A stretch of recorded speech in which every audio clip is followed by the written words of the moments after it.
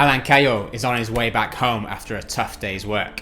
He's a chef and he's been at it all day looking after a large wedding party. It's almost 3 in the morning when he pulls up outside his house. All he wants to do is go to sleep next to his wife Maëva and their little baby Lorenzo. When he exits the car, he can hear Lorenzo screaming. Something is not right. My name is Nick. This is Crime Dog. Roll the intro.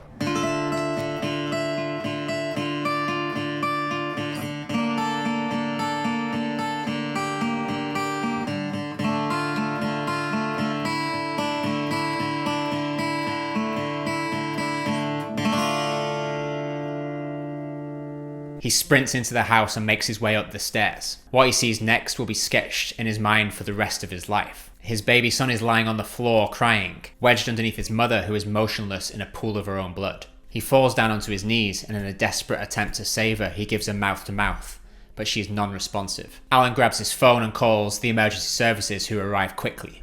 Maëva is pronounced dead at 3:30 in the morning. What happened here?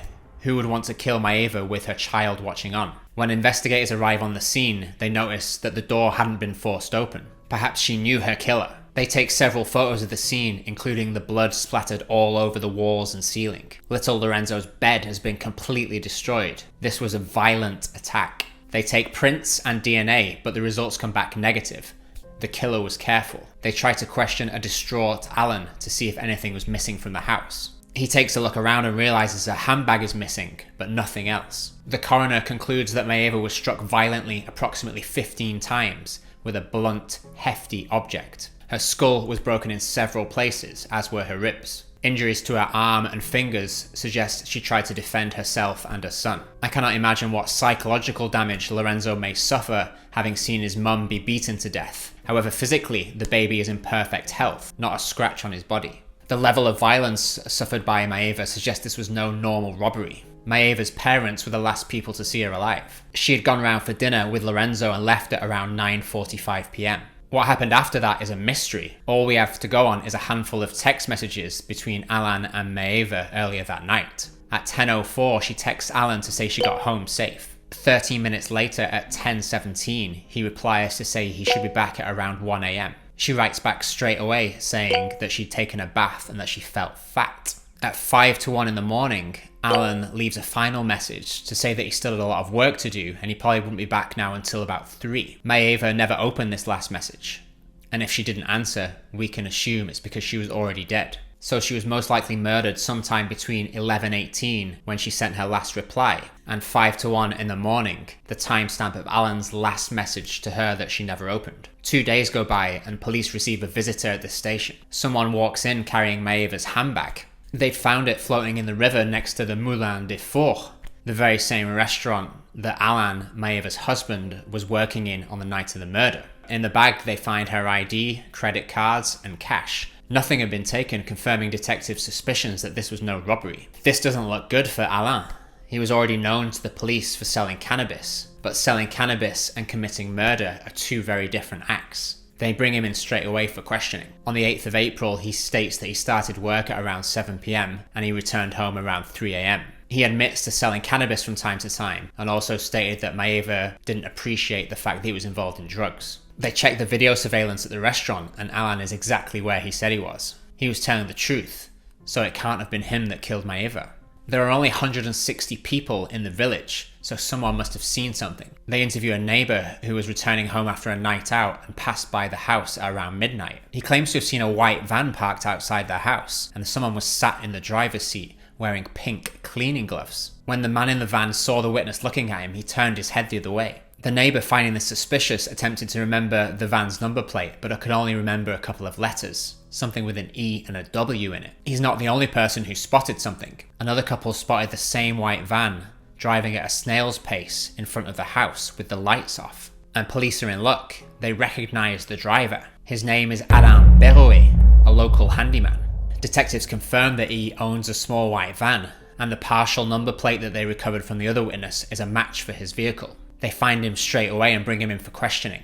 They ask him what he was doing on the evening of April the 7th. He claims he was tiling all day and then went to a friend's place where they were looking after his son. He stayed for dinner and then went home at around 11 p.m, claiming he was in bed by midnight. The next day they search his home and take his clothes for analysis. With the amount of blood found at the crime scene, there's a good chance some of it ended up on the killer. However, the tests come back negative. They don't find any blood, but they do find something else. In a dark room with closed shutters, they find some kind of shrine with photos and candles. It's dedicated to his son Rodolphe, who died in a car accident at the age of 24 just 8 months ago. His body was found 20 meters away from the vehicle in a field. The autopsy had confirmed that he had a serious amount of alcohol in his blood. Police remember this case vividly because at the time Alain Berrouet refused to accept the police report and he completely lost it.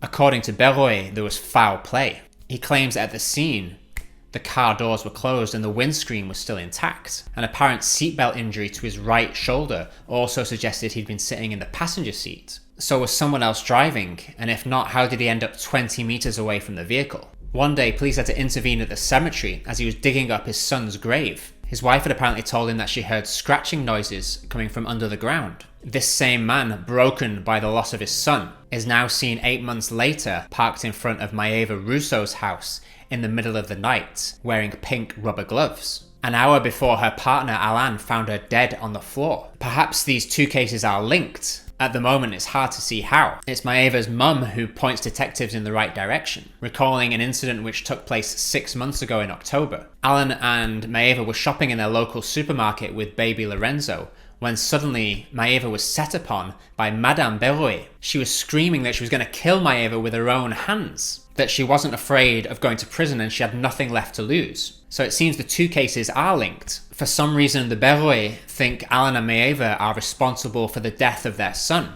So police now have a motive for Monsieur Berrouet killing Maëva.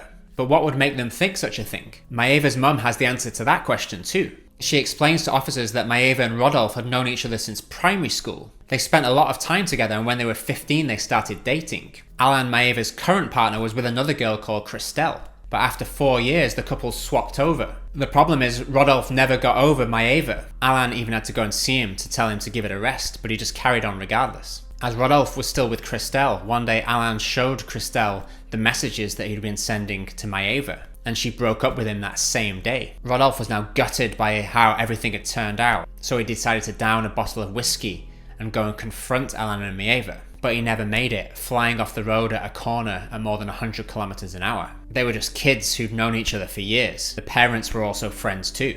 It's just a really tragic and needless loss of life. Alain Berrouet continues to deny any involvement and states he was at his home, a position confirmed by his wife. So at the moment they have a motive and a sighting, but no solid evidence against him. The couple are placed under surveillance, and it doesn't take very long for officers to overhear a very interesting conversation between Madame Berrouet and one of her friends. She tells the friend that her husband knows that she suspects him, and on the day following the murder, she saw Maëva's handbag on their kitchen table. This is enough for detectives, and 2.5 months after the murder, the Berrouets are arrested. They ask Madame Berrouet about the handbag and she doesn't deny seeing it. They show her photos of 10 different bags and tell her to identify the one that she saw in the kitchen, and she picks out Maëva's. They then go and see Alain and tell him his wife has told them everything they know about the handbag. At that point, Alain Berrouet knows the game is up. He breaks down and he admits to killing Maëva. He explains that after leaving his friend's house, he drove by the cemetery where his son was buried, and then the red mist descended. He had been drinking that night. He went home to grab the pink gloves, some boots, and a baseball bat, and he went over to Alain and Maëva's house. When he got there, the door was unlocked, so he just walked in. He made his way upstairs, and there was Maëva asleep next to her child. Awoken by the terrifying man in her house, she rose to her feet and asked him what the hell he was doing there. He then struck her over the head with a baseball bat several times. He took her handbag and drove home. His wife told him to get rid of it, so he chucked it in the river along with the boots and the gloves. Following his confession, he is obviously charged with murder, and his wife charged with complicity in destroying evidence. The only lingering question now is whether the crime was premeditated. He claims he went there on an impulse. However, he firstly went home to pick up a baseball bat, rubber gloves, and boots. It seems to me he knew exactly what he was doing. It comes to light that before the crime, the Berrouets were on the verge of divorce. How much of a role did Madame Berrouet play in all of this? Did she push him into it maybe, or did he act completely alone? The trial begins on the 15th of June 2015 in Pontoise. The defense team try to blame the police for their poor handling of Rodolphe Berrouet's case. They claim the initial police report was insufficient and effectively led to Monsieur Berrouet suffering from a mental breakdown. At no point in the trial does he involve his wife in what happened. He takes full responsibility and maintains that nothing was premeditated. They question him on the baseball bat. He states he merely took it there to be able to defend himself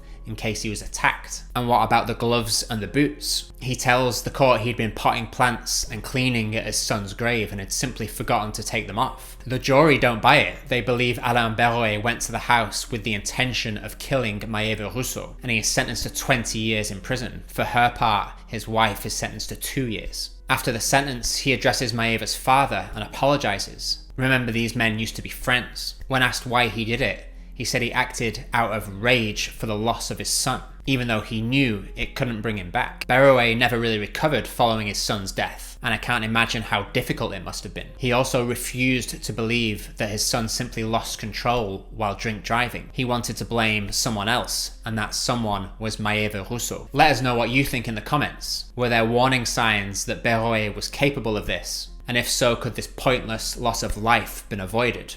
Paul Lorenzo will now have to grow up without a mother. If you had a blast watching this video, then think about clicking on the subscribe button. Every time someone subscribes, a monkey sings me a song about what he did today.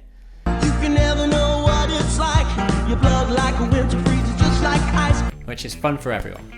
We are releasing new videos at least once a week, so feel free to check out our other content. Like this similarly shocking case about a French serial killer who defied authorities for 35 years. Until next time, my fellow crime dogs, look after yourselves, stay safe, and do not drink and drive.